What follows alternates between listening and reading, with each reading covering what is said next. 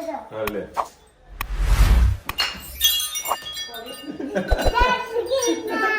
Hello YouTuber family, કેમ છો તમને? ગુડ મોર્નિંગ, જય શ્રી કૃષ્ણ. આજે ખેત મોર્નિંગ કર્યું અને ધનવીના ખિસ્સામાંથી ખજાનો નીકળ્યો તો શું નીકળ્યો? બતાવ બતાવ. કોને આપી હતી? અને ધનવીના મતો ઓપરેશન કરવાનું હોય. મને કે પાપા અહીંયા દુખાય વાગ્યું છે. 14 તારીખે છે હોળી. સરસ મજાની રજા પડશે. કેમ 14 તારીખે પહેલી જાન્યુઆરી, હા 14 તારીખે વેલેન્ટાઇન ડે, બીજા મહિનામાં ઉત્તરાયણ, ત્રીજા મહિનામાં હોળી. એપ્રિલમાં શું આવશે? રમઝાન. હા બેટા, ઢીંગલી આપી. ઢીંગલી જુઓ તારા. ઢીંગલીનો પગ તૂટી ગયો. કોણ એનું કોણ રબર તોડ્યો? એને જ. આ જો લંગડી થઈ ગઈ ઢીંગલી તો. ક્યાંથી લાયા હતા આપણે? આ કોને અપાયું તું દાદા? આ કોને અપાયું તું? અમુક દાદા અપાયું તું ને અંબાજીમાં? ના, આ મેં ઊંઝાથી લીધી. એમ છે લીધું. એટલે કોકટ તારી આગળી ઢીંગલી ને ભાઈ સરસ નામ ટિફિન પેક થઈ ગયું છે. અને થોડીક રાત્રે 3 વાગે મચ્છા મારવા નીકળી ગઈ. મેડમ તો રુચિતા કોઈ બહાર ડોકાચું કર્યું તો બારે કોઈ વળી ડોકાચું કર્યું તો વાળ ખુલ્લા હતા. રુચિતા ડરી ગઈ. તો કોણ હતું? હું નહીં કહું ને પણ બતાતું ડોકાચું ના હવે નહીં કરવાનું, હવે નહીં કરવાનું કે ચલો આ લોકોને ફરીને આટો ખવડાવી દઈએ. અને મચ્છરોનો ઉપદ્રવ બહુ વધી ગયો છે અને ઠંડી જબરજસ્ત હતી. હા આજે આખી રાત ઠંડી પડી જોરદાર. આ 2 દિવસ કોઈ ઠંડીનું વાતાવરણ રહેવાનું છે, પછી પાછી ગરમી ચાલુ થઈ જશે. વંશ મોર થઈ જશે, વંશ મોર. એટલે મસાલો મૂકી. જય શ્રી કૃષ્ણ સૌને, મારા સૌને રસોડામાં આપનું સ્વાગત છે. મેં વિડીયો ચાલુ કરવાનું ભૂલી ગઈ હતી. આજે આપણે બનાવીશું મગ. એના અંદર ટામેટાં, લીલા મરચાં અને લસણ નાખીએ છીએ. મગ આપણે બોઇલ કરી દીધા છે. હવે આપણે રૂટીન મસાલા નાખી દઈએ. લાલ મરચું, હિંગ, ગરમ મસાલો, હળદર અને મીઠું. મગ બાકી આપણે નાખ્યું છે એટલે આપણે થોડુંક જ મીઠું અત્યારે નાખીશું. મિક્સ કરી લઈએ.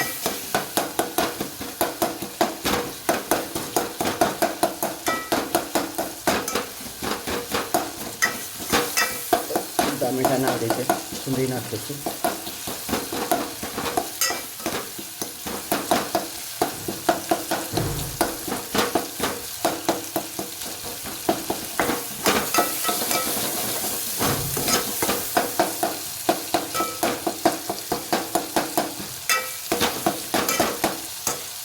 મસાલા આપણે સરસ થઈ ગયો છે.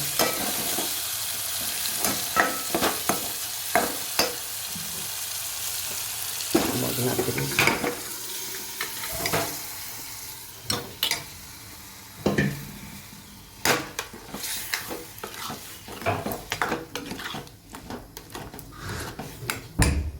લાસ્ટમાં આપણે થોડો સોલે ચણાનો મસાલો નાખીશું.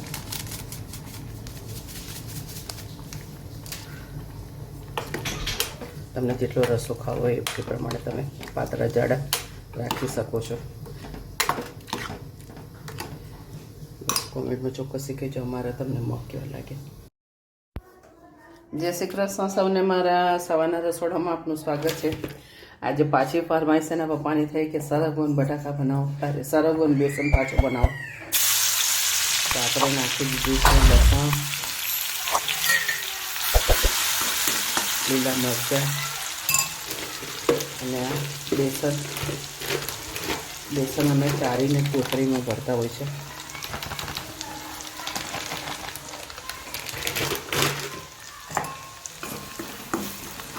સરસ એને આપણે શેકી લઈએ.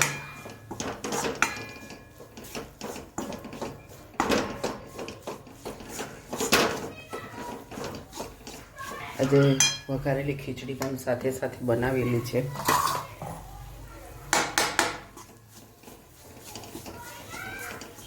અત્યારે બજારમાં સરગવો ખૂબ સારો એવો મળી રહ્યો છે.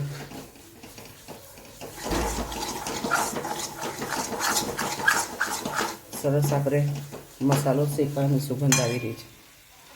બેસન સરસ શેકાઈ જાય.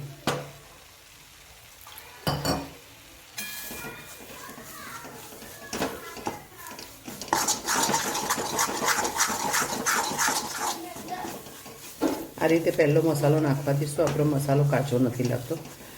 પણ તો અમે તો આમે બને ત્યાં સુધી પછી જ નાખીએ છીએ, પણ આજે પહેલો નાખવાથી મસાલો સરસ શેકાવાની સુગંધ આવી રહી છે.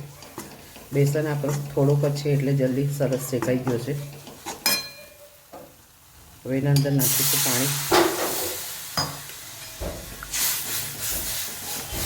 પહેલાં થોડું પાણી નાખી અને ગાંઠાથી એને સરસ મિક્સ કરી લઈએ, ગાંઠા ન રહી જાય.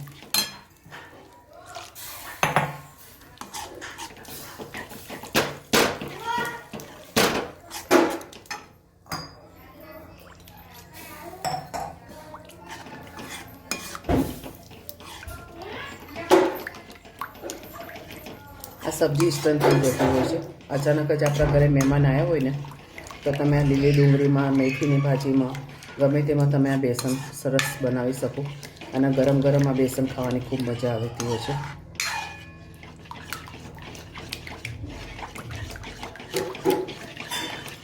સરસ ગાંઠો છૂટી ગઈ છે અને એકદમ એકરસ થઈ ગયો છે. થોડીક નીચે કચાશ છે, પછી આપણે મિક્સ કરીશું તો સરસ થઈ જશે. હજી થોડું પાણી નાખીએ આપણે.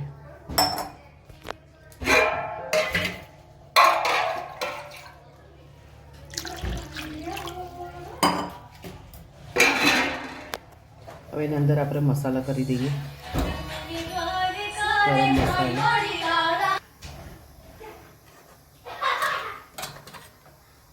હળદર, ધાણા જીરું, લાલ મરચું. લીલા મરચાં નાખ્યા હતા 3 એટલે આપણે અડધી ચમચી લાલ મરચું નાખીશું. થોડી હિંગ, કારણ કે બેસન છે એટલે હિંગ ચોક્કસ નાખવી. અને સ્વાદ અનુસાર મીઠું. આપણે સરગવો વાપતી વખતે પણ મીઠાનો ઉપયોગ કર્યો છે. અંદર પડી ચમચો ગરમ થઈ ગયું. સરસ બધું આપણે મિક્સ કરી લઈએ.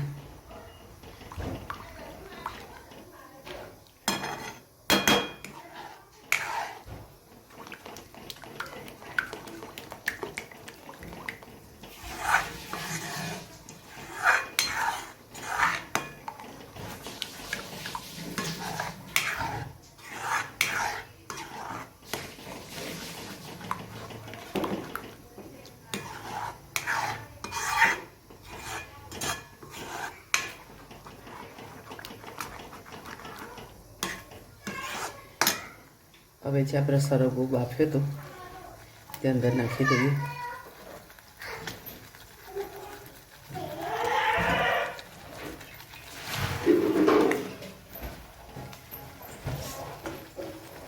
બસ લાસ્ટમાં આપણે થોડા ખાણા નાખી દઈએ તો આપણું બેસન સરગવો તૈયાર થઈ ગયો. કોમેન્ટમાં ચોક્કસ કહેજો અમારો સરગવો.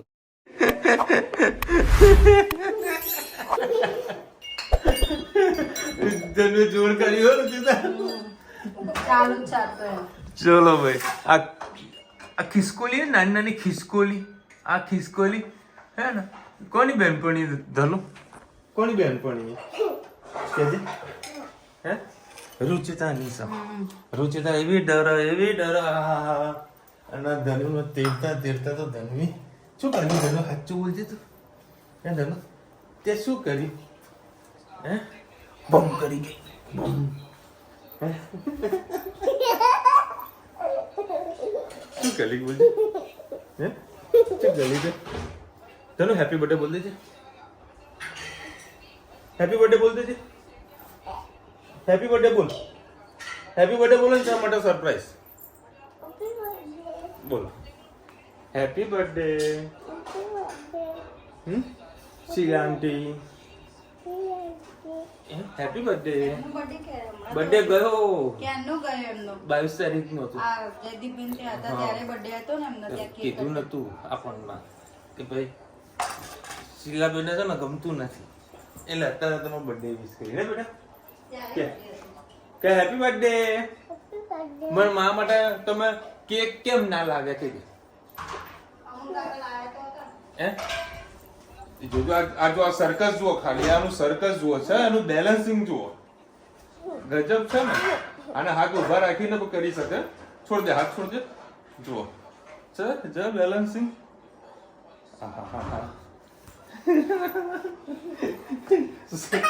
सर्कस का खिलाड़ी है.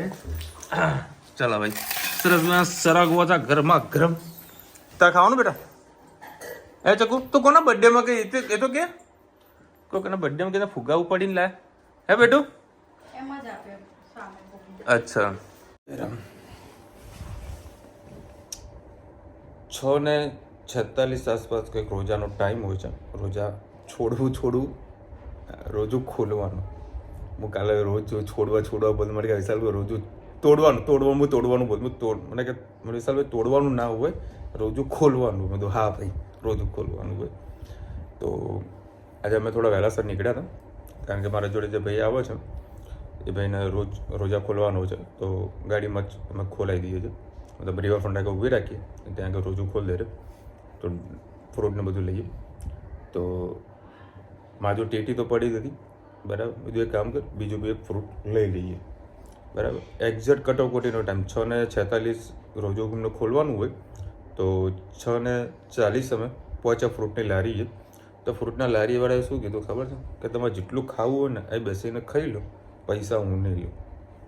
કીધું ભાઈ એ વસ્તુ ના થાય, પૈસા તો અમને હાલ તમે રસ્તામાં ખાઈ લઈશું. કામ છે જે પણ કોઈ છોડાવે ને એમને પૂન મળે. હવે આખો દાડા પેલા ભાઈએ ઉપવાસ કરેલું હોય, રોજા કરેલા હોય અને કોઈ બીજા હોય એને મતલબ ખવડાવે ને પુણ્ય તો લેવાય નહીં એવું. તો એટલે ભાઈ અમે ના પાડી દીધું, ભાઈ તારે હાલવું તો આપી દે, પૈસાથી જુઓ છે. તો ભાઈ ના પડે, ભાઈ છટકાઈ દીધી. તો મારે ટેટી પડી દે, ટેટી ખાઈને રોજું ખોલ્યું, પછી આગળ વડાપાવ ખાઈ લીધો. એમ કે રોજા ખોલે. એટલે ઘણા બધા એવા માણસો છે જેમ આપણે હિન્દુમાં કેવા હોય છે કે ભાઈ કોઈને ઉપવાસ હોય કે દરેક પ્રસંગની અંદર બધી સપોર્ટ કરતા હોય છે, એવી રીતે બી આ લોકો અંદર સપોર્ટ કરતા હોય છે. ખૂબ સારું એવું કહેવાય છે. મને ગમ્યું ભાઈનું. કાલે જેના તો મેં મસાલો લીધો એના ત્યાં જ અમે ઊભા રહ્યા હતા, કારણ કે ફ્રૂટ ઘણું સારું બનાવે. બધું ડિફરન્ટ જ્યાં ફ્રૂટ હોય ને એ કટિંગ કરીને બોક્સ મોટું બનાવે. 70-80 રૂપિયા કંઈક લે છે ફ્રૂટની એક ડીશના. બહુ સારું બનાવે છે ભાઈ. એ ચોખ્ખી ના પડે કે તમારે ખાવું હોય તો જેટલું ખાવ એટલું અહીંયા રોજો અહીંયા ખોલી દો, બસ સગવડ તમને કરી આપું છે. એ ભાઈ મોમેન્ટ નહીં જતા, સગવડ કરી પણ પૈસા નહીં લો.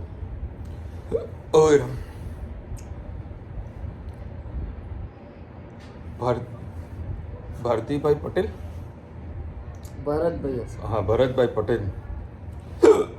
વિશાલભાઈ તમે એકલા હેરાન થઈને ઘરને હેરાન નથી કરવા દેતા, આવા દીકરા ભાગ્યે જ મળે એવું કાંઈ નથી. આજને તો કાલ તમે કાંઈ ટ્રાવેલિંગ કન્ટેન્ટ્સમાં કહો છો તે મને જરા ચોખવટ કરજો. ટ્રાવેલિંગમાં તો કેવું છે, હાલ બધાને હેરાન થવા કરતાં એકલા હેરાન થવું એ સારું છે. એમાં બીજો મને ફાયદો એ પણ છે કે ભાઈ આ ઘર મારે ભાડે નથી દેવાનું. જો કે અલગ હજુ આ લોકો રહે છે જ આપણા જોડે, બરાબર. હવે ત્યાં આગળ રહેવા જઈએ તો ઓછામાં ઓછું 12,000-15,000 ઘરના ભાડા છે, પ્લસ બીજા મેન્ટેનન્સ, પછી શનિ રવિના બીજા ખર્ચા. તો તમને ખબર હોય અમદાવાદમાં છોકરાઓની ફીસ ને ઘણું બધું છે, બરાબર. એટલે 30,000 રૂપિયા બીજા મારા એક્સ્ટ્રા ત્યાં આગળ અમદાવાદમાં વધારે જતા રહે, બરાબર. અહીંયા 30,000માં તો બધું હપ્તોય ભરાઈ જાય, ઘરનો ખર્ચો બધું થઈ જાય, 5 રૂપિયા બચે અને ઘરમાં શાંતિથી છોકરાઓ રહી શકે અને કોઈ ટેન્શન ના રહે. અને બીજી વસ્તુ કે હું આટલું ટ્રાવેલિંગ કરી શકું છું, કારણ કે તમે સમજો 2-2.5 કલાક જવાના, 2-2.5 કલાક આવવાના, બરાબર. ડેલી 160, 170, 180 કિલોમીટર મારું પર ડેનું ટ્રાવેલિંગ હોય, પ્લસ અમદાવાદનું ટ્રાફિક તો અલગ છે, બરાબર. તો આપણે કરી લઈએ છીએ. ભગવાન એટલો આપણને શક્તિ આપે છે, એટલે જેટલું થાય એટલું કરીએ છીએ. પછી આગળ જાણે ભગવાન થશે. સારા વિશ્વાસથી બધું હવે નવા સાથે બધું કામ કરી રહ્યો છું. આ વખતે આગળ બી થોડી સારી એવી સફળતા આપણને મળશે. કુમુદબેન લખી રહ્યા છે વડનગરના મ્યુઝિયમમાં કયા દિવસે રજા હોય છે? આઈ થિંક બુધવારે હોય છે. આ તો જો તમને એક વાત કહી દઉં, કોઈ પણ ધાર્મિક સ્થળ હોય કે આવું કોઈ હોય ને તેની વેબસાઇટ પર જવાનું, ઓફિશિયલી વેબસાઇટ ઉપર ત્યાં કોન્ટેક્ટ નંબર લખેલું હોય તો ફોન કરીને કન્ફર્મ કરી લેવાનું, બરાબર છે. કોઈ તમને એવું નહીં કે ભાઈ તમે ફોન નહીં કરો, કોઈ નહીં કે કોઈ પણ જગ્યાએ જાઓ તે કોઈ ફોન કરીને કન્ફર્મ કરી જ લેવાનું. કાં તો ત્યાંનું કોઈ નજીકનું કોઈ સગા સંબંધી હોય ત્યાં એને પૂછી લેવાનું. ખૂબ સારું છે અને ખૂબ ખર્ચો કરીને વ્યવસ્થિત બનાવેલું છે. અને આપણા ગુજરાતમાં તો 50 રૂપિયા ટિકિટ રાખે છે ને વિદેશી માટે 250 રૂપિયા રાખે છે. એટલે કોઈ વિદેશી હોય તો 250 રૂપિયા તૈયારી રાખજો. નહીં તો એ લોકોને ખ્યાલ આવી જાય કે ભાઈ આ લોકો વિદેશી ઇંગ્લિશમાં બોલતા હોય ને એમની કલ્ચર અલગ હોય, એમની રહેણી કરની અલગ હોય તો અને અમૂલભાઈ ઇંગ્લિશમાં બોલે તો અમૂલભાઈ શું દેવાના? એ તો આપણા ગુજરાતમાંથી ગયેલા છે ને, વિદેશ એટલે બહારના લોકોને, આપણા ગુજરાત વાળાને નહીં. હા ચલો મમ્મીને એટલી તો ખબર પડે. ભાઈ તમને માઇગ્રેન કોઈ હોઈ શકે તો સવારે નળના કોઠે ઠંડુ દૂધ અને જલેબી સાથે ખાઓ તો મટી જશે. મને મટી ગયું. આઈ થિંક 100% વાત તમારી સાચી છે. મને તો માઇગ્રેન ના હોય ને તો પણ દૂધ જલેબી બહુ ભાવે છે.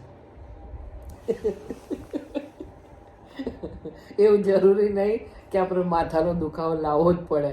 મને એમને પણ દૂધ જલેબી ક્યારેક મારા ઘરમાં આવે તો ચોક્કસ હું દૂધમાં જલેબી નાખીને જ ખાઉં. મને બહુ ભાવે, પણ સારી દૂધ ને જલેબી, ઠંડી મગજ સારું રહે.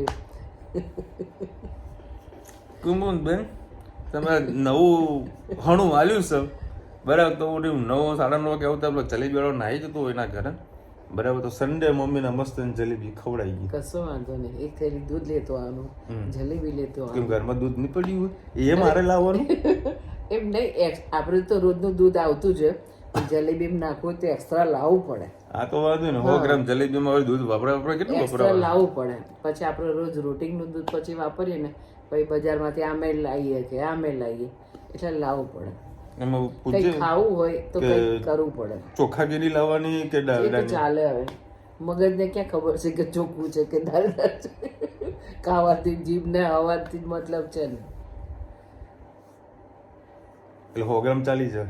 અરે ભાઈ તું 50 ગ્રામ લાવજે ને. પણ લાવજે ખરા માં ખાવી છે.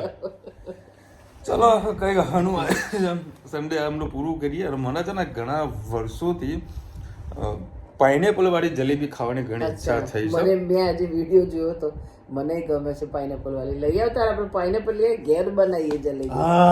હા ચલો તાન લઈ આવ પાઇનેપલ, આપણે ઘેર બરાબર. બનાવીએ. કાલા મસાલો રોટી નહીં તો- નાખવાનો, ખાલી કાપીને લઈ આવવાનું.